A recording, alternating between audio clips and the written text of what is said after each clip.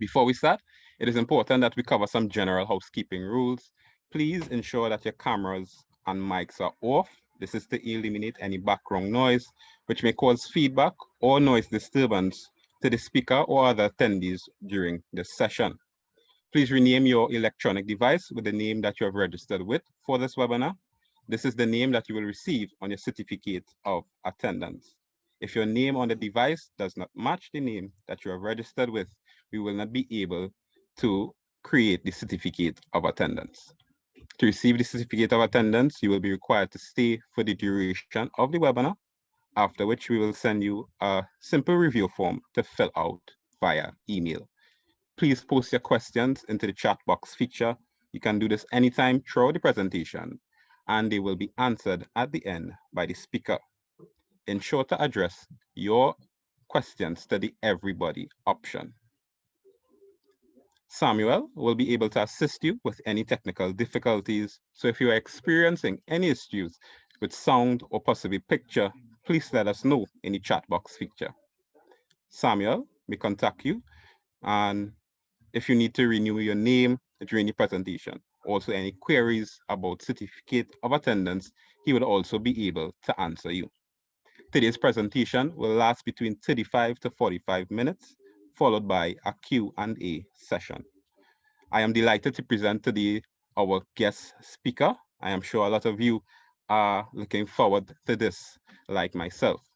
Her name is Dr. Jamil Rizwana Hussein Dean, and she's currently serving as an honorary visiting consultant and faculty at Sankara Nethralaya, Chennai, where she was the former head of Binocular Vision and Vision Therapy Clinic. She also serves as a PhD supervisor at Deakin University in Australia. Dr. Hussein Dean is the first clinical diplomate from India in the section of binocular vision, perception, pediatric optometry for the American Academy of Optometry. She's also the inaugural president at the AAO India chapter. Her expertise spans across several clinical specialties of binocular vision, pediatric optometry, learning-related vision problems, cerebral visual impairment, amblyopia, and neurooptometry. She also serves as a committee member and trainer for the RBSK, Government of India's initiative in the preparation of a manual of the vision assessment and rehabilitation of several visual impairments. Dr. Hussein Dean has been involved in school eye health initiatives for over a decade now. Her doctoral research pertains to understanding binocular vision and its anomalies among school children. Dr. Hussein Dean has many peer-reviewed publications in international journals and also has authored chapters in books. She serves as a reviewer for the national and international peer-reviewed journals, including Optometry and Vision So Science. thank you so much. Thank you to the team of the World of Optometry for having me on this forum today. So it's quite a happy occasion, I guess, because I'm seeing lots of familiar names, my own sorts of students and friends and colleagues, and of course, a lot of familiar names in there. So very happy to have all of you. Over the next 30 minutes, we're going to talk about some of the basic aspects of results. And please feel free to use the chat box to sort of, post your questions or comments or anything that you have in your mind with respect to the topic for today. So with that, some of the prerequisites for the session, of course, would be to have some basic understanding of the clinical testing and diagnosis of non-strabismic binocular vision anomalies, and some basic understanding of the sequential management options, like what to prescribe, what treatment to provide for what binocular vision anomaly. But nonetheless, don't worry. Even if you are like a student, like a third year or a final year optometry student in your undergrad, you could just go back and refer to the the reference materials that I'm going to suggest to you to refresh your basics, so that you will understand what I'm going to speak today in a much more better, like in depth. I have no financial disclosures, and of course, I would generally not recommend you taking screenshots or whatsoever, because anyway, the presentation is going to be available to you for viewing anytime after this lecture. Now, these are the two standard textbooks that I would highly recommend for this particular topic that we are going to speak today. The first one, of course, is something that all of us are very familiar with, Dr. Mitchell, Chaiman, and Bruce Wick's Clinical Management of Binocular Vision, and very specifically for the in and out of prisms, like how you can use prisms to sort of, treat and train and diagnose. The textbook on clinical management of strabismus by Calaroso and Rouse, I would highly recommend that you take a look at this. Today, we have three major objectives. The first is to, of course, just give you a brief about prisms and notations, because the moment we get students in the clinic, sorry for my neighbor's dog constantly trying to seek attention. Okay, so we can't mute the dog, unfortunately. So the first 10 minutes of my talk would really focus on some of the basic aspects of prisms and notations. So all the experts in here, please forgive me and bear with the lecture, because many students who come into the clinics, when we ask about, oh, what is the prism direction that you would prescribe for exo? What is the relieving prism? What is the exercising prism? And then their head goes in for a swirl. So the first 10 minutes would focus on that basic aspect, followed by the applications, like where and all in an eye care practice, especially in an optometry practice, you get to apply prisms. And then when you decide to give prisms, how do you go about doing it? So let's launch the first poll for the day, and then request you all to sort of feel free to just answer in terms of how many of you prescribe prisms in routine in your practice. Just go ahead and just click the yes, no button in there, so I know like about your familiarity with prisms. Okay.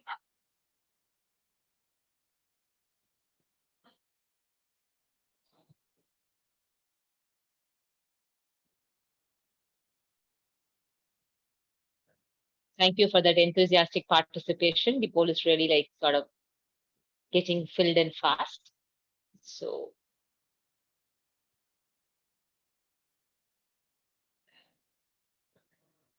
okay. So this is the current profile of the audience that we have today. This is in general, not that everybody use prisms, that everybody have to use prisms. So 32% of you who joined with us sort of use prisms in your practice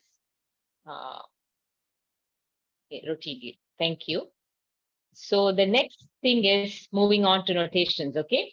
So in general, when we speak about prisms, you all know that you place a prism, and then the light gets deviated towards the base, and then the image gets shifted towards the apex. This is sort of like a, Bible, Quran, Bhagavad Gita sort of a statement that you get to memorize even from school days. So generally, if you really look at like, the picture onto your left, this boy is holding a base down prism. So you are seeing that the image being displaced towards the apex. Okay. So because he's holding a base down prism, you see that his eyes that you are viewing through the prism is looking as if it's shifted up towards the apex. And then when you look at the image onto your right side, the observer is holding a base in prism. So you have to now, look at the base from your perspective. So this observer is holding a base in prism, and so the tree is shifted towards the apex of the prism, and it looks as if it's moved to the outside. So this is how, in general, the image displacement or the base direction of a prism is being guessed. And even when you want to hold a spectacle, and you hold a spectacle when it comes to prisms, and you know that image is getting shifted to one direction, you know that the base is towards the other direction. So it's one way to find out what sort of prism decentration is there in the spectacle. So how does this really happen? Okay, don't get so overwhelmed with this picture. And thanks to eoftar.com, I would again recommend some of the reference materials are all cited in the slides. This is a very nice sort of a clinical material written by a pediatric ophthalmologist about fun with prisms in ophthalmology. So look at it. Look at this picture. What has really happened in here is that now this is the first image is your general sort of a routine clinical picture. This person has got a left esotropia, and so the eye has turned in. So what has happened is that because the eye has turned in, the image is shifted towards the nasal. Image has shifted towards nasal to the fovea. So, or the fovea has moved in temporarily because the eye has gone in. So, what is the neutralizing prism for this deviation? So, when the eye is inside or esotropia, you have to use base out prism, because as we just saw, if you want to bring the eyes outside, okay, you have to use base out prisms. And why do I say that is when you put a base out prism, the image that's being displaced onto the nasal side of the fovea gets redirected to the fovea, okay? So it gets shifted towards the base, and then the eye sort of, is able to fixate foveally. This is how neutralizing prisms work. But in general, when you want to understand prisms routinely, okay, so how does the optics of the prism work in the world of binocular vision? This is how it works. Now look at it. This is an eye that is ortho, okay, in direction. And the moment you put a base in prism, what really happens is the image gets shifted, the image that's the light rays that deviates through the prism is shifted to the nasal side of the fovea. Okay, so because of the optics of the prism, okay, as the light rays deviate towards the base and the image gets shifted towards the apex, the image that's formed on the fovea goes to the nasal side in a base in prism. So now the eye can't like be like this with this image being displayed. So what the eye does, the eye sort of moves out to take to refixate on the image that's being displaced onto the nasal side. Okay, because a base in prism has displaced the image nasal to the fovea.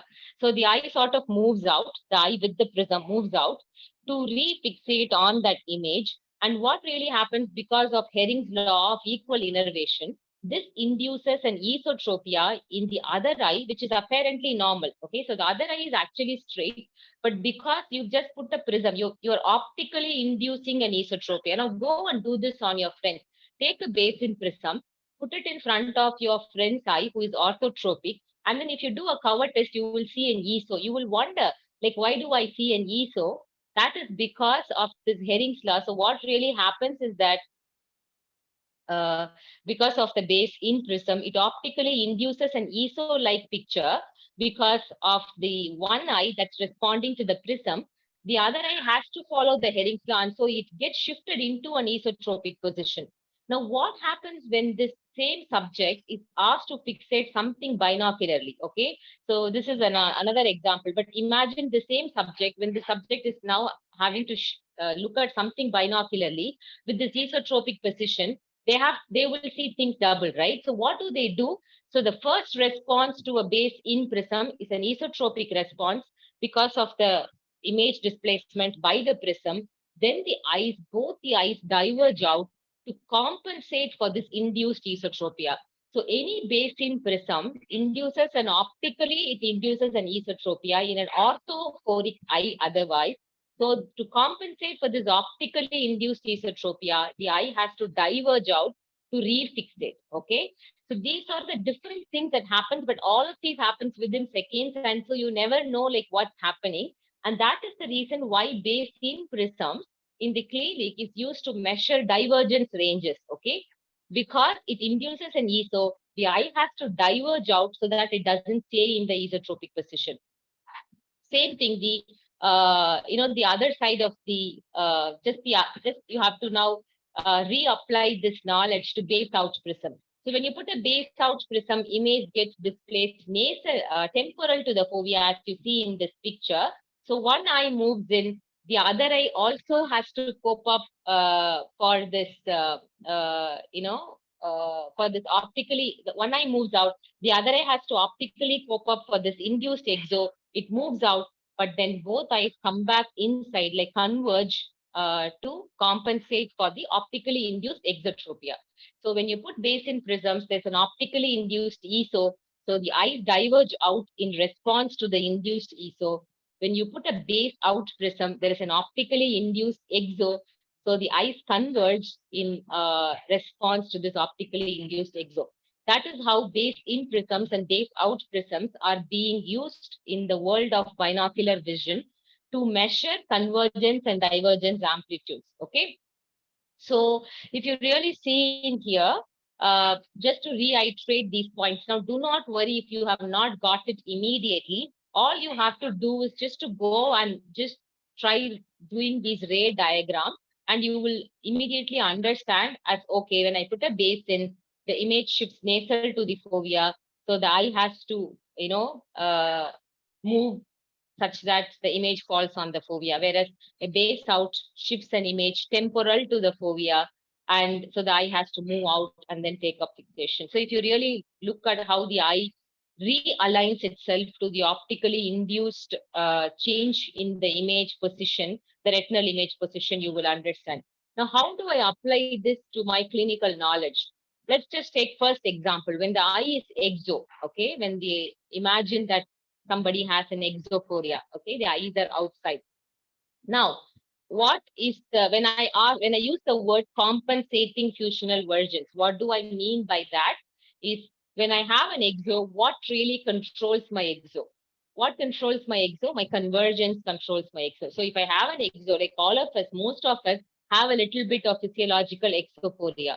So unless we have good convergence, people will be seeing our eyes being drifted out, right? So, but we don't see that. So what really controls that is convergence. So for an exophoria, the compensating fusional vergence that takes care of the ocular alignment is convergence. And that is why, just imagine the examples I gave just before. We have to give, if you want to test how much the subject can converge, how well the subject can converge, you have to use base out prism, because it induces an exo and then tests for how well the eye is able to converge. Okay. Now, if you think about an eye that is already exo, the eye has already gone outside, then it just goes back to the simple philosophy of realigning the deviated image. If the image is nasal to the fovea or temporal to the fovea, you just put prisms appropriately. So when the eye has already gone into an exo, you just have to put base in to bring back the eyes inside. So one way to always remember the neutralizing prism is that the apex of the prism is always towards the direction of the deviation. So if there's an eye that's out, the apex should be out. If the eye is in, the apex should be in. Okay. And so the base is in the other direction. And so similarly in esophoria, that's how it works. And I have used some technical terminologies, like instead of saying convergence, we use the word positive fusional vergence. Instead of saying divergence, we use the word negative fusional vergence. So the important discrimination that you have to understand at this point is that how one works as exercising prisms and the opposite of it works as relieving prisms. It's just because of the optically induced change in the image position in the retina. One works as exercising and the other works as relieving in exo and eso. Okay, so again, the very basic Prentice rule that talks about what is equivalent to one prism diopter. So look at this image, look at this depiction here. So this is a prism, that's one prism diopter in magnitude, okay, because the apical angle is such that it's just one prism. So why do we call it one prism? Because at a 1 meter distance, the image that is displaced by this prism, the image that's displaced from the original position is 1 centimeter. So from the original position, the image gets displaced by 1 centimeter at 1 meter, and that is what is equivalent to one prism diopter. The confusion again students generally make is the metric notation that has to be used for the distance, and the centimeter conversion that you have to use for the image displacement. So the image displacement is always in centimeter. The distance, the viewing distance is always in meters. Okay. So some examples for, like as you see here, instead of 1 centimeter, if the image is displaced by 2 centimeters, then the magnitude of the prism is called 2 prism diopters. And if it is getting displaced by 3 centimeters, then the magnitude of the equivalent magnitude of the prism is 3, okay? Prism diopters. Now, for example, let's shorten this distance from 1 meter to 50 centimeters.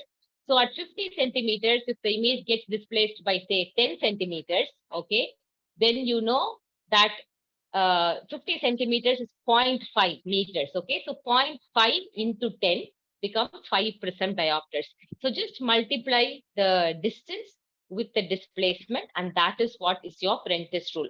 Now, why do I say this again? Is to understand how much of decentration you will have to be doing optically in spectacles to grind prisms, and also when you measure prisms in the clinic, in the lensometer, to really understand how does this decentration philosophy work.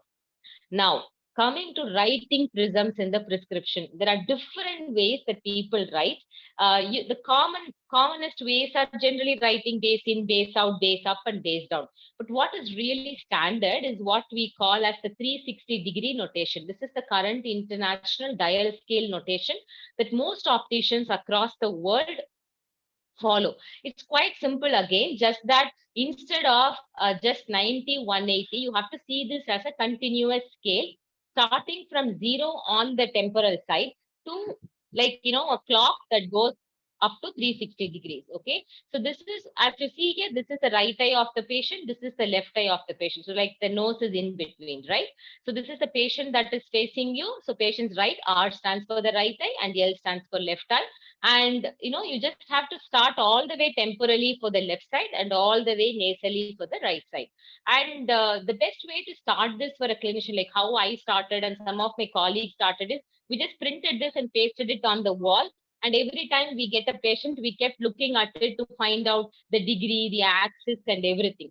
Because usually we are always, oriented to the typical trial frame notation of just 0 to 180, and we don't go beyond 180. Here, you go beyond 180. Okay, so let's now look at the base orientation. So the straightforward 180, like in here, this is base in, as if it's towards the nose, and out, away from the nose towards the temporal side is base out for this side. Same thing towards the nose in the right is base in, and away from the nose is base out. Now, all of you are very clear about up and down. Now, the different diagonal rotations are just addition. So, for example, 135, let's look at right eye. 45 degrees in the right eye is base in and up, okay, because it's diagonal. So, you are moving from in to up. Now, the same thing, if you go to 135 degrees, it's base out and up. So, whenever you write a prism, for example, I'll show you the next, like where do you really apply this? So when you put a prism like straight basin, no issue. So you just write basin. But when you are compounding prisms, like when you want to combine two prisms, like two different, base directions, like a vertical and a horizontal prism combined together, then you will have to compound so that you are able to give it as one prism, not like two separate prisms. Okay. For example, let's just say that this patient here you want to give in the left eye, like 10 prisms base in and 10 prisms base down. Okay, so how do you prescribe? Like 10 prisms base in and 10 prisms base down. You can't do 10 in and down in the same eye. You can imagine how difficult that's going to be. Or you have to give in one eye and down in the other. Both the spectacles are going to become thicker. So you can compound this using your, say, the Pythagoras theorem, which is just root of v square plus h square, which is root of 10 square plus 10 square, okay, which is 100 plus 100, square root of 200 is 14.14 prisms. So using this formula, you can combine two prisms, two magnitudes of prisms in different direction and arrive at one single number that so now imagine this, you have to give base in and base down in this side. Instead of doing, you can actually put one prism like this with the base down and in. 14.14 prisms down and in will do the same job of giving 10 in and 10 down. So this is where the whole idea of compounding comes into the picture.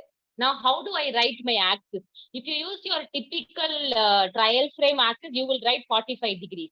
But as I said, that's not That's how you should not be writing it. Because when you use a 360-degree notation, you have to add 180 degrees to it. So 180 plus 45 would be 225 degrees. So instead of writing 14.14 base in and base down and confusing your optician, if you just say left eye 14.14 prisms at 225, they know it very well that this is where I need to give, like base in and base down. So some of you might say that, madam, like I'm too, like I don't have time for all this. Then go to opticampus.com, choose the eye, choose the amount of prisms that you would like to prescribe. Just say calculate. It's going to do the root h square plus v square, the horizontal vertical, and it's going to give you the prism magnitude and the base direction. This is something that's wonderful. It saves your time. But if you really have to know the concept, this is the concept. Okay. Okay.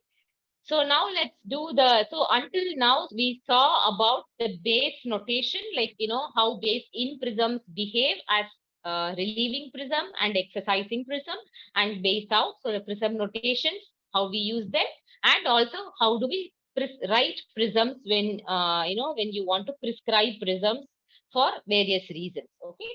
Now, of course, I think some of you, like people here who said that you are prescribing prisms routinely, will answer this immediately. But even otherwise, people who are not prescribing prisms, if I may ask you that, okay, tomorrow you go back and you want to start prescribing prisms, what are the conditions for which maybe you will consider prescribing prisms? Okay, so just you can click the answer for which you will consider prescribing prism, and then I will continue on that. Okay.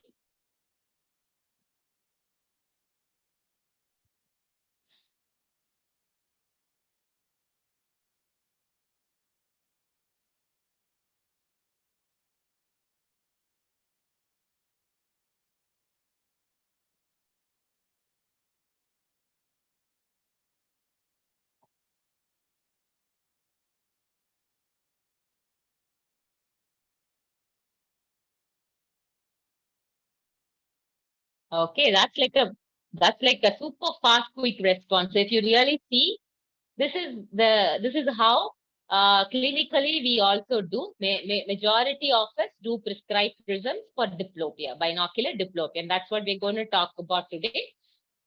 And of course, the application of prisms goes beyond just providing relief from diplopia. You can prescribe prisms in nystagmus. You can prescribe prisms for visual field defects.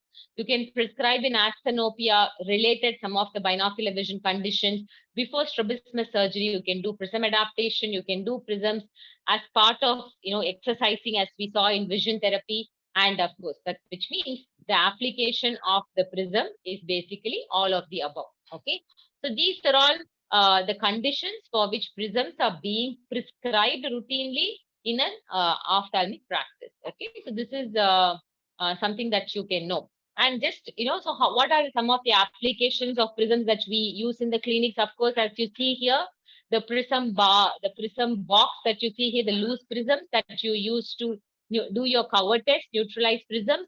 And these are your prism bars, again, that you can use to do your cover test, your horizontal and vertical prism bar. And you can use these prism bars to also check your fusional vergence, not just neutralize. As I said, if you want to check what is the convergence ability or divergence ability, of course, you use these prism bars. And these are just loose prisms that you would use to do your fixation testing. Like in children, you would have heard about the induced tropia test, which works on the principle of optically inducing something, like putting a basin and optically inducing an ESO and see if the eye moves out, or putting a base out, optically inducing an exo and see if the eye is moving back in. So things like that. You can optically induce a deviation in children who are orthotropic otherwise, and then look at their fixation pattern. And that will provide you with an indication about whether they are suppressing or, whether they have bifoveal fusion and things like that. So these are some of the loose prisms that you could use, that also comes along with the prism box set to check for fixations. Okay. And these are Fresnel prism ring sets. As you see, these are plastic Fresnel prisms instead of like the sheets that you would prescribe stick on to glasses.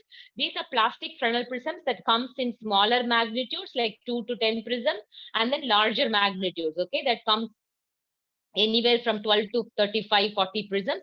And you can use these prisms to do your prism adaptation test, or for diplopia neutralization also you could use this like a trial set.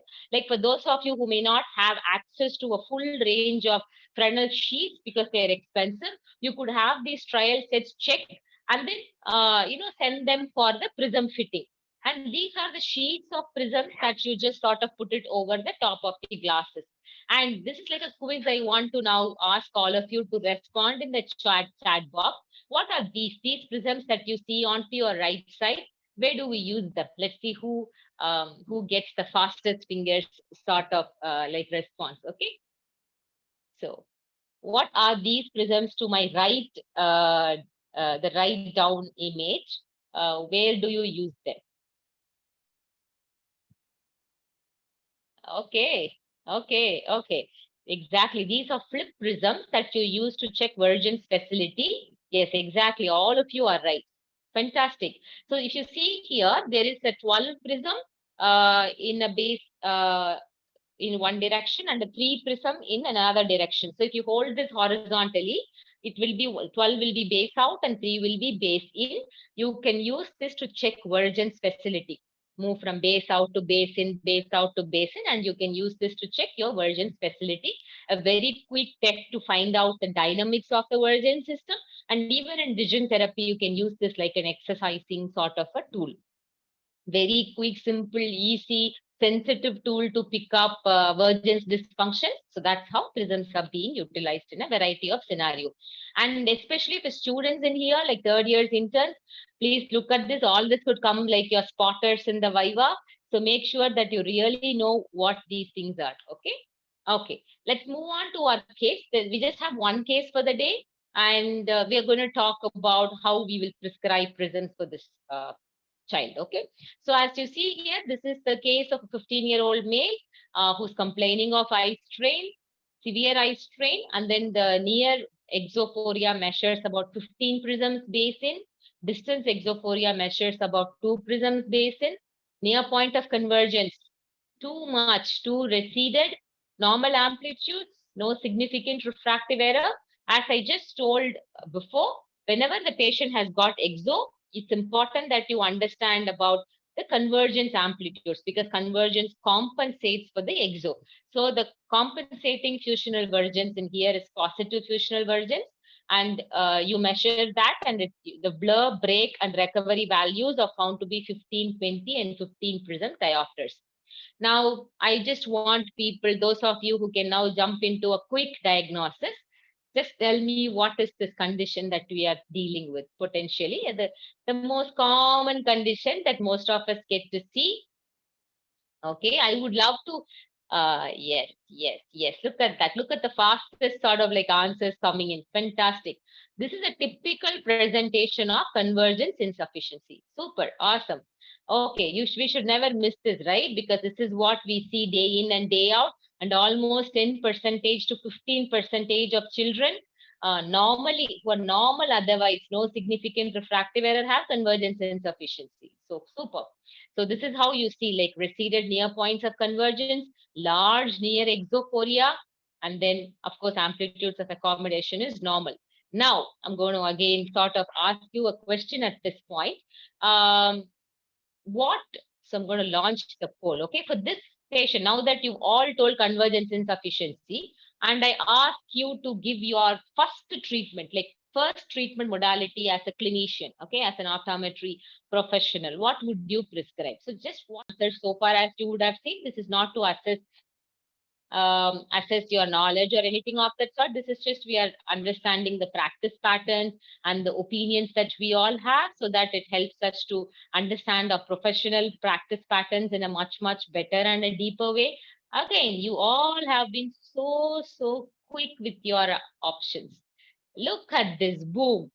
Pencil push-ups. 73% of you will provide pencil push-ups. 17% of you will prescribe prisms. and 35% of you will do vision therapy. And none of you will refer for surgery. Logic, because this patient doesn't really require surgery. One of these options should really help the patient. Okay, now let's look at what is really ideal. Okay, okay. This is what in 2002, okay, 20 years back, guys, 20 years back, Dr. Shaiman did the survey, like how we just did it. For us, it was a click of a button, and 100 of you like were able to answer. But Shaiman, of course, took more than a year to do the study. And what this whole study team did is they sent a questionnaire like this: what will you prescribe for convergence insufficiency? And what did they get is that 36%, like the majority of them, said they will prescribe pencil push-ups, followed by vision therapy. Okay. And then when they looked at ophthalmologists, again, 50% of ophthalmology said we would do pencil push-ups. This is 20 years back, and 20 years forward, there is not much difference in our perceptions, right? But what did the CITT group did after that survey? They went ahead and they did some research to find out what is the best treatment for convergence insufficiency, because that's the most common condition that we get to see. So we need some evidence to decide, oh, does prisms really work? Does vision therapy really work? Does pencil push-ups really work? So we need some evidence.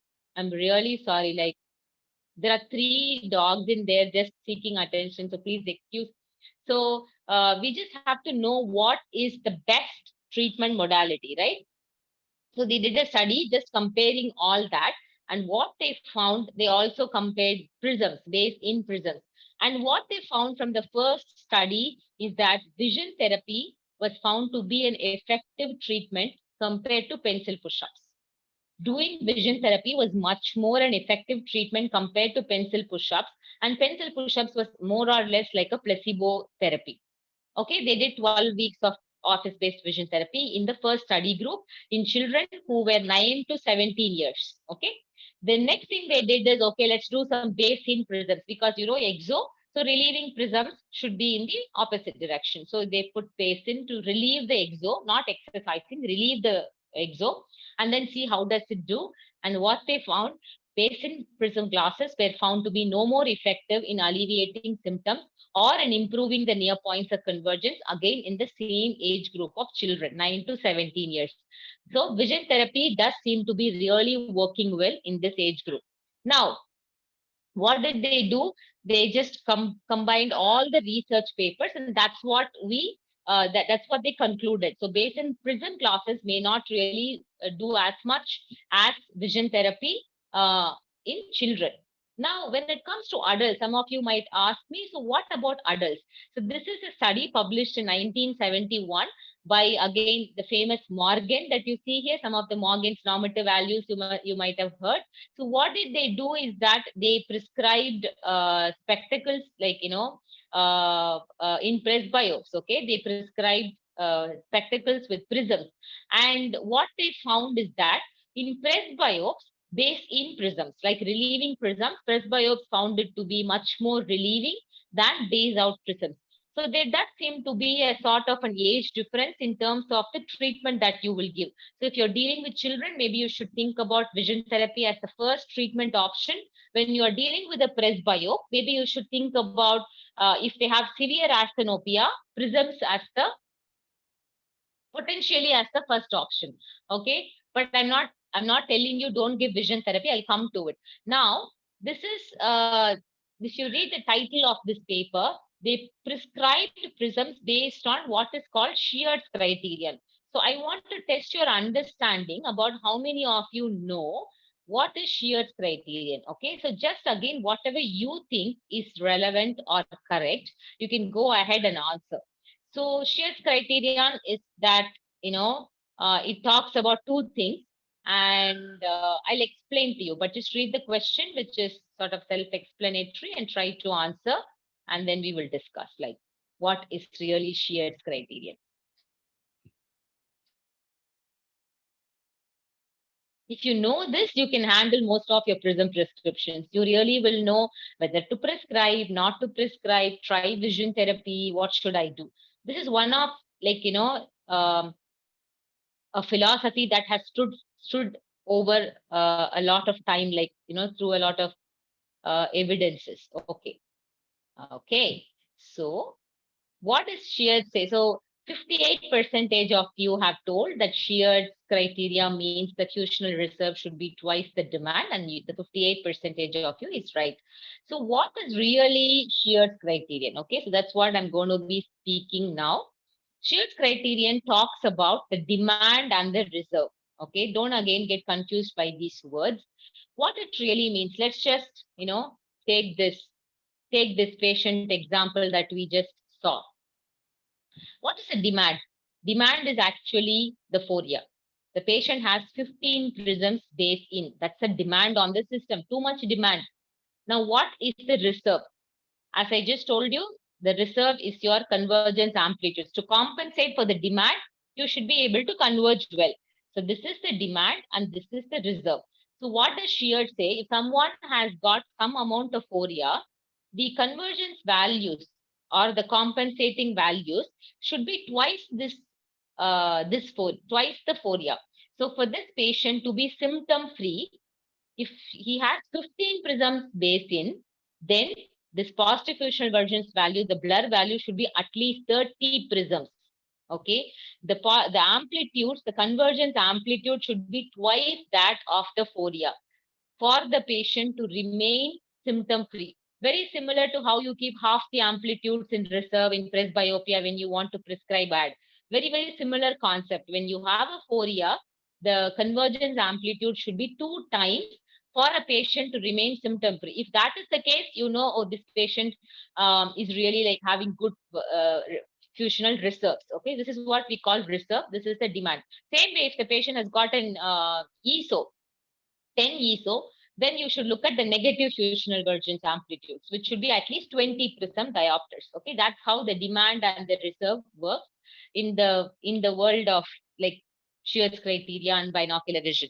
So the positive fusional divergence reserve should be at least twice the amount of the EXO, and the negative fusional reserve should be at least twice the amount of an ESO. And again, he did a lot of calculation. But what everyone agreed is that whenever you see a vertical imbalance, even if it is 1 prism diopter, please prescribe, because vertical deviations or vertical imbalances are pretty much different from horizontal. Okay, so vertical imbalances make sure that you prescribe even very small amounts. So what did these people do?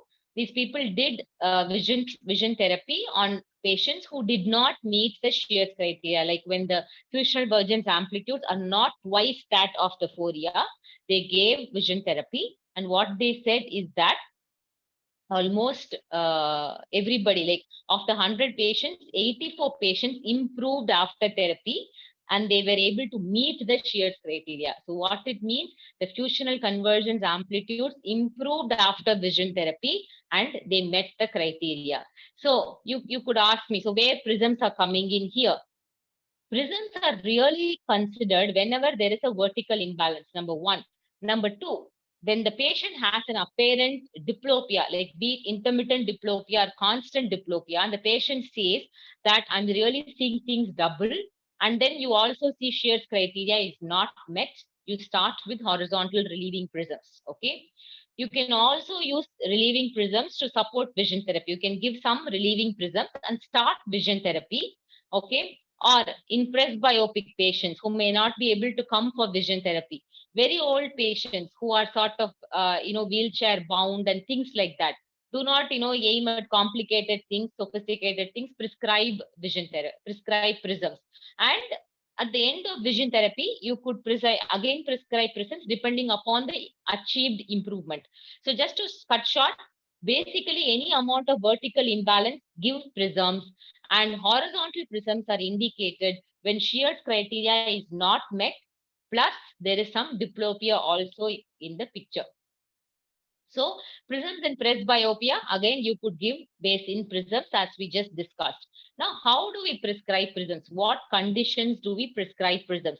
As you see here, this is the very first slide that I had told you that you should go and learn about the non-strabismic binocular vision conditions. These are all the conditions. But among these conditions, if you ask me, which are all the conditions for which prisms are like really indicated, of course, vertical deviation, any ESO. If you see in divergence insufficiency, what does it mean? Patient has got a ESO at distance. Okay. Patient will need prisms. In basic ESO, patient has got ESO at both distance and near. Patient might need prisms. So mostly esophoria and vertical deviations, you have to think about prisms. Now, how much to prescribe? I'm not going to talk about all the theories, but go and then Google this title, Prescribing Relieving Prisms for Patients with DV Disorders by Kelly France. Excellent paper that I always refer to understand all the criteria. But today I took from this paper a few important nuggets to share with you. First, of course, I'll not get very in depth into this, but just the three basic criteria. The first is the general one all of us use. Just start with 1 to 2% diopters. Like in general, whenever you see a patient, whatever is the amount of deviation, some clinicians usually prescribe like 1 to 2 prisms just to see how it works. Okay, that's called the minimal prisms. The second is the dissociated criteria. What it means is that there are two criteria in that. Number one, any deviation start with 1/3. Okay. For example, if the distance is 18 prisms base, 18 prisms, 1/3 of it is 6 prisms. Start with 6 prisms to prescribe. Okay. That's called percentage criteria, where you start with 1/3. Some people say half also, but 1/3 is like the minimum amount. The next is called the residual versions demand. No need to memorize all this.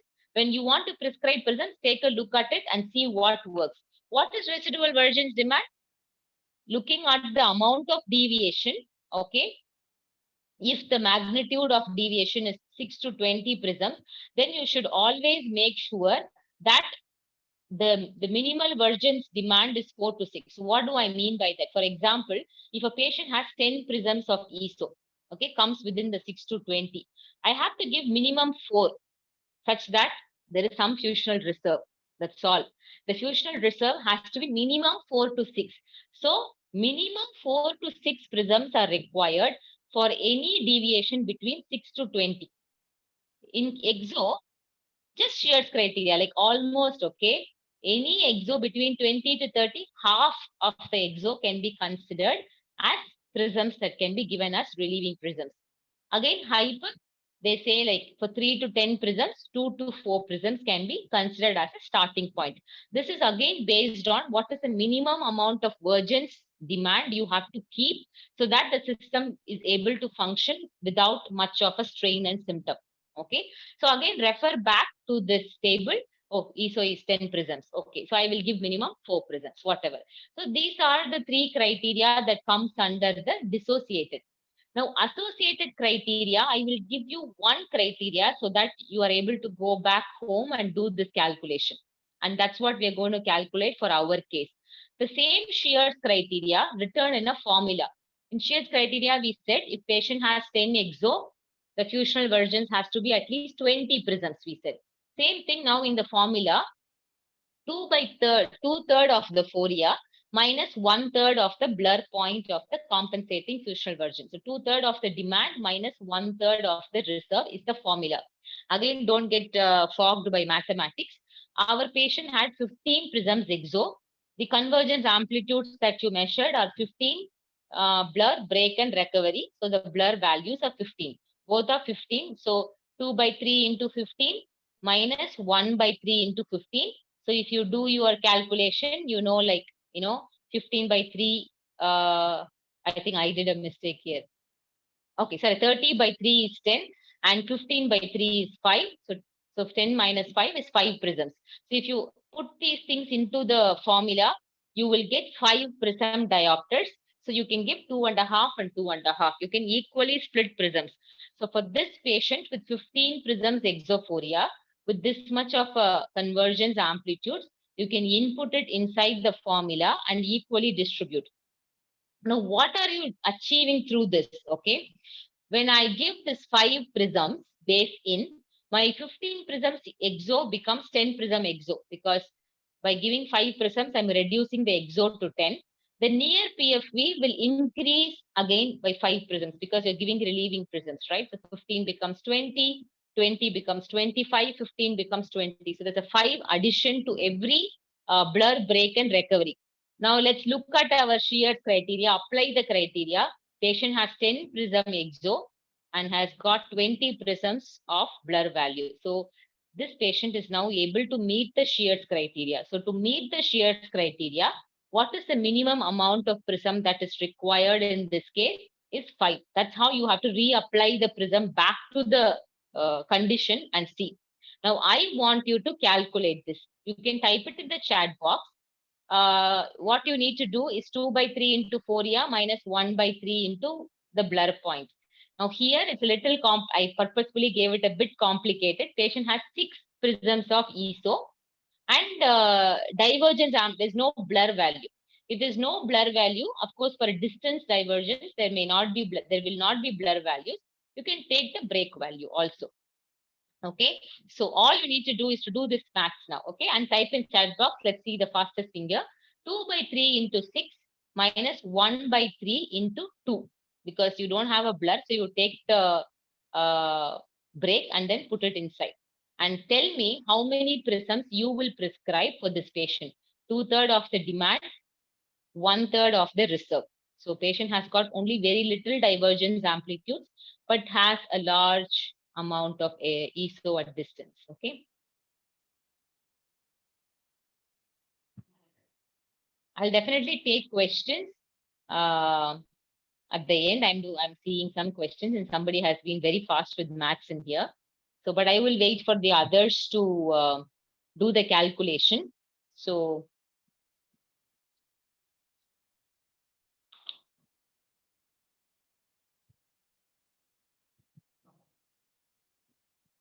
okay, somebody has got the answer in there. Yes, 3 prisms, 3.33 to be precise. Exactly. So now look at how do we get 2 by 3 into FORIA, right? I directly told you how much is the FORIA. So 2 by 3 into 6, which is 12 by 3 is 4 in this place. 1 by 3 into 2, right? So which is 2 by 3, which will be some 0.66 something. So that's 4 minus 0.666 is 3.33 prism diopters. Yes, go do it slowly with your calculator also. Now by giving, it's just the total amount of prism you need to give is only 3.33. If you split between the two eyes, you could do 1.5, 1.5. If you can't do 2 also is okay, because that's how you can prescribe. So what are you achieving through this? By giving that 3.33 prisms, you are reducing this FORIA by to about 2.5. Like I just sort of rounded it up. Okay, so 6 prisms becomes 2.5 prisms, and 2.5 prism ESO, and this blur value 2 prisms will increase. Will get this 3 supplement. Okay, because you're supplementing that, will increase to 5. So again, 2.5 ESO has a 5 prisms, twice the amount of that ESO as the break value to compensate. It's as simple, friends, like whatever is the amount of ESO, the compensating fusional divergence has to be twice that of the FORIA. So whatever prism you will need to push that, so that the ESO or the exo comes down, the fusional divergence reserve goes up. That's how you match. Okay. And then there are many other techniques that you can use. One of the technique that we advocate is what we call as the fixation disparity or the associated FORIA measurements. So what does it really do is that it induces prisms. Like you can induce prism and look at how the system responds to different amounts of prisms that you induce, and then you plot those values on a graph. This is called the forced divergence fixation disparity curve. So like you can do between 3 base in to 3 base out. So you put 1 base in, remeasure the FORIA. Put 2 base in, remeasure the FORIA. 3 base in, remeasure the FORIA. Now, what does the word fixation disparity mean? Fixation disparity is nothing but a misalignment, a physiological misalignment of the eyes under binocular viewing condition. Like all of us have a little bit of exo-fixation disparity under binocular condition. Okay, that's what is called as fixation disparity. And people say anything less than 10 hours minutes of fixation disparity is fine. People may not have any sort of a symptoms, and different people give different ranges. But this is one way which is like a little bit time consuming. But nonetheless, if you are thinking about the minimum amount of prisms that you want to prescribe, then you can plot this graph. This is altogether a different class. Like I can talk about this for 45 minutes. So, but I want to introduce this concept. If somebody asks you, what criteria do you use to prescribe the minimum amount of prism, then you can definitely think about using a associated Fourier based measurement. Okay. Otherwise, your Shears criteria is all that you need to take home and starts your your prism prescription practice. Just to summarize, whenever you see an exophoria, especially in younger patients, please go provide vision therapy, because that's what science says, evidence-based research says. And whenever the patient has diplopia, then you could give prisms to relieve and then start vision therapy. Okay. And if you see a presbyopic patient, think about doing the minimum amount of prisms that is required.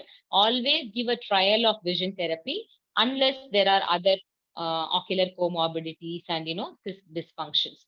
So basically, when does prism work? I'm going to answer some of the questions. Large heterophorias to intermittent strabismus, like especially, you have to be very careful when you prescribe prisms, especially when patients does not have good sensory fusion. Like what do I mean by that is, when you prescribe prism and remeasure the fusion, patient is able to achieve fusion, able to achieve stereopsis. Those are all patients who are good candidates even to try vision therapy. But when patient has a very weak fusional system, they are not able to achieve fusion. Those patients, even if you prescribe prisms, they might get adapted to the prism and start taking more prisms, which is what we call as Virgin's adaptation. So in general, when there is a large heterophoria, like the patient that we saw now, or intermittent strabismus, you can think about prescribing prisms to reduce the demand on the fusional Virgin system. Again, distance ESO, low AC by A ratios, you can think about prescribing prisms. Again, use prism as a temporary means to sort of reduce symptoms and improve performance in vision therapy. And my acknowledgement goes to many, but of course to Shaiva, the World of Optometry team, because they were constantly behind me for almost like 3 months, I guess, Shaiva, for this presentation. And something that I can never forget to acknowledge is my team in here, this team of Binocular Vision, my blessing, I would say, from Shankar Netralaya, that we work with. We've gained lots of knowledge by our experience with our patients. And these are my different contacts, different social media, but don't think I'm a social media geek. So these are different ways that you can reach me out. And something that I'm very excited about sharing today is the book that we are publishing as the team that you see here. This is with the publishers. It's going to come out soon, so please keep a watch both on my social media page as well as on your favorite Amazon or whatever. This is a book that's compiled all our experience through case-based analysis. And what's really fantastic about the book is that we have written the book with Mitchell Scheinman, and the book is called Keep It Single and Simple. So like the case that we've discussed now, through all cases, it's case after case after case, we are using multiple choice question formats, and then providing you with inputs and evidence-based direction towards managing the case. Okay. Okay, sure. Just wow, thank you so much again, Dr. Jamil, for that wonderful session. A really lot of good and pertinent information, especially for me, especially the compounding prisms and the prisms through Shears criterion. Very great information. I must thank you there. What we'll do, we also have some questions from when they registered as well. So I'll pass it over now to my colleague, Samuel, and he will go through some of the ones we got from the the ones from the registrar, and then we'll check the chat box as well. Samuel? Thank you, Dr. Ken, for the session. And we have some questions that have submitted by attendees, which I would like to put to you now. The first question is, why is PRISM considered to be a more important tool for management of divergence insufficiency rather than for convergence insufficiency, even though both are low ACA ratio conditions?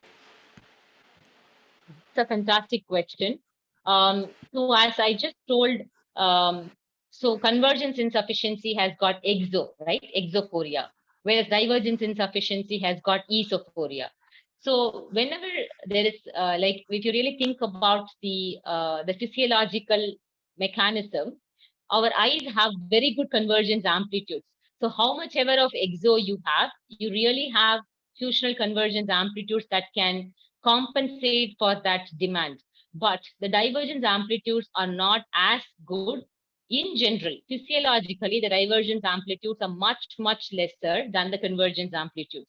So when you take convergence insufficiency and when you've got an exo, most often, if you build the convergence amplitudes, which is very easy to do, you could just sort of like, improve the exo as well as the convergence amplitudes. But on the other side, whenever there is an ESO, because of the natural sort of a limited availability of divergence amplitudes, plus difficulty in training divergence. Now imagine you converging and diverging. You could just converge, but how well you can diverge, right? Because your eyes are already in a diverged condition.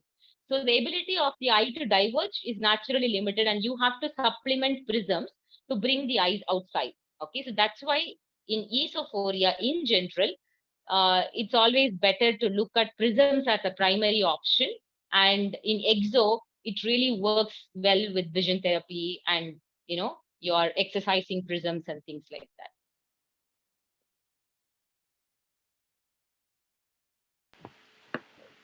Thank you. The second question, how does prisms works in visual field effects? Visual field effects. Okay, so that's again a different lecture altogether. But in general, they work through various ways. They work through substituting the for the lost visual field, restoring the lost visual field. But in general, how do we use prisms? For example, if a patient has got a hemianopia, like a hemi field defect towards the left side, if they're not able to see the left visual field, then you orient your prism base direction towards that side, towards left, such that the non-seen area is shifted to the seen area. Because when you put a prism oriented towards the hemianopic side, or the side where the scotoma is present, it's going to sort of shift it from the non-seeing area to the seeing area. So what the patient has to really the patient will feel as if there is an expansion in the visual field, because instead of having to move their head and the eyes to scan the area that's affected, now these prisms are going to optically shift the image, and it's going to provide them with that the feeling of expansion. Actually, it's not truly expanding. It's only creating that sort of a shift in the image. And then there are various other ways that you can prescribe this, like the typical ones are teleprisms, where really higher magnitudes of prisms in the range of 35 prisms and 40 prisms are being used as superior and inferior sorts of patches of prisms in oblique direction. Because as you can imagine, the equivalent, like for 2 degrees of shift can be created by just one prism diopters. Okay, so if you really convert the amount of visual field shift that you have to make by prescribing prisms, you really need larger amounts of prisms. Like if you prescribe 20 prisms, you will be able to make a shift of 10 degrees. 40 prisms, you're going to make a shift of 20 degrees. Okay, just half of it. And so really you have to prescribe larger amounts of prisms for the patient to perceive this expansion. Okay, so that's the reason why prisms in hemianopia as such has got its own sort of debate as how much to be prescribed and what modality works. But in general, this is how it works. It works through sort of moving or shifting the or sort of like restoring the non-seen area and moving it towards the seeing area. So patient gets this feeling of the field being expanded. Thank you for that, Chansul. We have another question. When is Fresnel prisms usually prescribed? Where are Fresnel prisms prescribed? Yes, please. Okay, Fresnel prisms. Okay, so Fresnel prisms, as I showed you in that picture, you can use Fresnel prisms to do trial in the clinics. So in your clinics, what you could do is to find out how much prisms are required. You can use the Fresnel trial set. But in general, Fresnel prisms are used like, like one of the go-to options when you want to treat diplopia. So in diplopia patients, especially be it an acute onset, you want to prescribe prisms on a temporary basis. Like think about a lateral rectus palsy, a sixth nerve palsy, where there is a lateral rectus paresis, patient is not able to move the eyes, like abduct the eyes. What you could do is to prescribe prisms, like a temporary, you can put the Fresnel sheet onto the patient's spectacle, such that until the paresis resolves, the patient can use it as a temporary option. Same way before surgery, like large amounts of strabismus, before the surgeon wants to operate the patient, if you want to put prisms to check the adaptation to prisms, okay, after surgery, what is the chance for this patient to remain diplopia free? Okay, so if patient has got 30 prisms esotropia and is going to undergo surgery, you put 30 prisms base out, or whatever the surgeon is aiming to correct for, put that much amount of prisms, astronal prisms onto that eye, and give an adaptation at least for a month usually, to see how they behave. And that will give the surgeon an indication, oh, this is a patient who's doing well, he's able to fuse with the prisms. So even if I correct, when the eyes go aligned structurally, functionally the system is going to have good fusion. So Fresnel prisms are utilized like for a variety of conditions, like even for hemianopias, you can give Fresnel prisms. And diplopia is the most common condition for which it's like the go-to option, because you don't have to do anything, like you just have to stick it onto the glasses, remove it when you don't need it anymore. So yeah. Thank you. One last question. Can you clarify the difference between relieving prisms and exercising prisms? Okay. This is a good question though. Like the very first slide, I think couple of slides I focused on this. Relieving prisms are to take away the demand on the institutional version system. So if the patient has got an exo, you want the you want to relieve the patient from this exo. So what you do, you put base in prisms so that the eye comes in and the eye is aligned. So relieving prisms are to take away the pressure on the fusional version system. Exercising prisms are based on the optically induced sort of process that I explained earlier. So if the patient has got exo and you want to train convergence, then you give base out prisms, like prisms in the opposite direction, so that you are able to train the compensating fusional vergence mechanism. So relieving is to take away the stress, and exercising is to provide more stress as a means to therapeutically strengthen the system. And that's how they both work. And if that answers your question, so yeah. Well, thank you so much for answering those questions. Indeed, this is an exciting presentation and a wonderful section. Unfortunately, in the interest of time, we may not have answered all the questions. If you do have any further questions that would like to be answered, please, you can email them on the web. You can email them directly with the email address which is on the screen at the moment. And I'm sure the speaker will reply to you as soon as possible. I'll now hand over to Dr. King. Dr. King, over to you, please. Thank you so much, Samuel. And once again, thank you much, everyone, for attending today's session, especially Dr. Jamil. Thank you for being with us today. Everyone, your thoughts are very important to us, and we'll be sending you an email so you can fill in some information, a short feedback survey. It will also be used for the requirement as a certificate of attendance. It will also guide us in our future presentation topics. Don't forget the book that is coming out with Dr. Jamil as well there. So look out for that. And also the third and fourth years, as she said, go to our social media so you can get in touch with her for that that webinar or meeting she's having coming up. So the next World of Optometry webinar will be on the 3rd of July. We'll be having Dr. Joserine Sampson with us. We'll be going through the topic of orthokeratology. So once again, thank you guys for coming here today. I now wish to bring the presentation to a close. I wish you all a very good and safe day. Thank you. Bye. Thank you, everybody. And thank you, World of Optometry team once again. And to all of you who have come in large numbers and almost like filled in the Zoom capacity. Nice. So and stayed until the end for a binocular vision lecture, which is unbelievable.